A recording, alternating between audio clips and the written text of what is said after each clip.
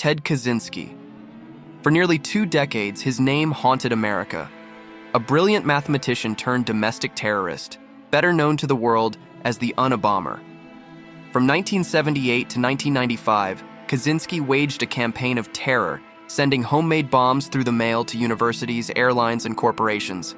His attacks killed 3 people, injured dozens more, and kept an entire nation on edge.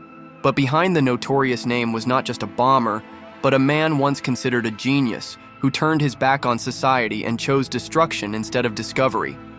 To understand the Unabomber, we have to go back to the beginning. Childhood and early genius.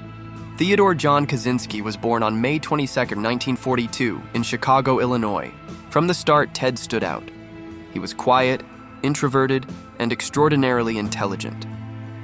By the time most children were learning multiplication tables, Ted was already reading advanced mathematics. At just 16 years old, he was accepted into Harvard University. His professors quickly recognized his potential, one of them even calling him a mathematical prodigy. Ted went on to earn a PhD at the University of Michigan and later became the youngest assistant professor ever hired by the University of California, Berkeley. On paper, Ted Kaczynski had everything: brilliance, prestige, and a promising future. But beneath the surface, something darker was brewing. Alienation and withdrawal. Ted struggled socially. His intelligence set him apart, but it also isolated him. Students and colleagues remembered him as shy, reclusive, and uncomfortable in social situations. By the late 1960s, he abruptly resigned from his teaching position at Berkeley without explanation. Instead of pursuing academia, Ted disappeared from the world. He retreated to a tiny one-room cabin deep in the woods of Montana. No electricity, no running water, just a man, a typewriter, and an increasing resentment toward modern society. In isolation, Kaczynski developed a belief that technology and industrialization were destroying humanity. He wrote endlessly, crafting essays that would eventually become his infamous manifesto.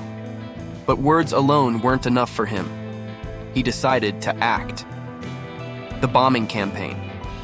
In 1978, Ted Kaczynski mailed his first homemade bomb to a university professor. It exploded, injuring the recipient. At first, investigators thought it was an isolated incident, but more bombs followed.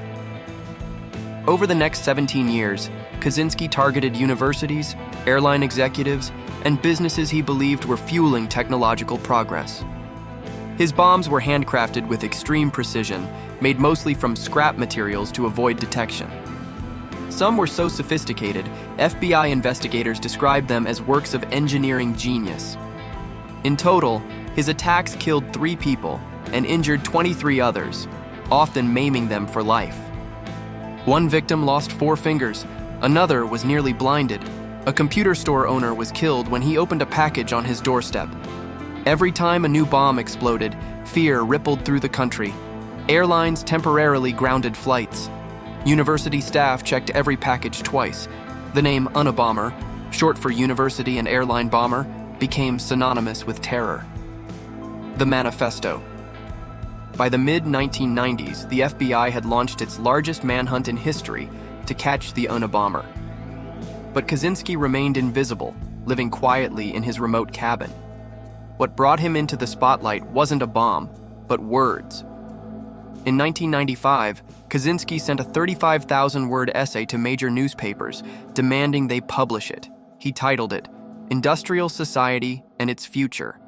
In it, he argued that technology was enslaving humanity, stripping people of freedom and individuality, and that violent resistance was the only solution. The Washington Post and the New York Times agreed to publish it, hoping that someone might recognize the author's writing style. And someone did. The brothers' betrayal. David Kaczynski, Ted's younger brother, read the manifesto and felt a chilling familiarity. The style, the phrases. They reminded him of letters Ted had written years earlier. David struggled with the decision. Turning in his own brother could save lives, but it would also destroy his family. In the end, he went to the FBI. His tip gave investigators the lead they needed.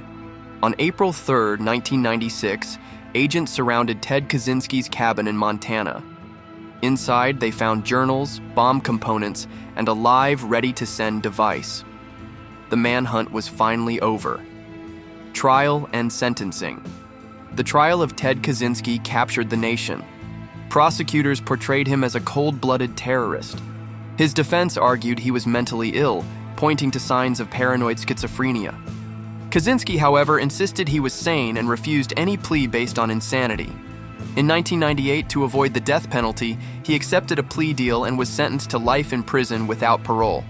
He would spend the rest of his life in the federal Supermax prison in Colorado, alongside some of America's most dangerous criminals. Legacy. Ted Kaczynski's story remains one of the most disturbing in American crime history. Here was a man who could have changed the world through mathematics and science, but chose instead to wage war against it. His manifesto continues to be studied, not because of its violence, but because of its ideas. Some see him as a prophet warning about the dangers of technology. Others see him for what he was, a murderer who used intellect as an excuse for cruelty. For his victims and their families, no philosophical debate can erase the pain he caused. Behind every headline, there were real people whose lives were destroyed by his bombs. Ted Kaczynski, the Unabomber, died in 2023 at the age of 81. But his name lives on as a chilling reminder of how genius can twist into darkness, and how one man alone in the woods held a nation in fear for nearly 2 decades. This is the story of Ted Kaczynski, the Unabomber. If you found this deep dive insightful, subscribe for more true crime documentaries. And remember, behind every headline, there are real human beings whose lives deserve to be remembered.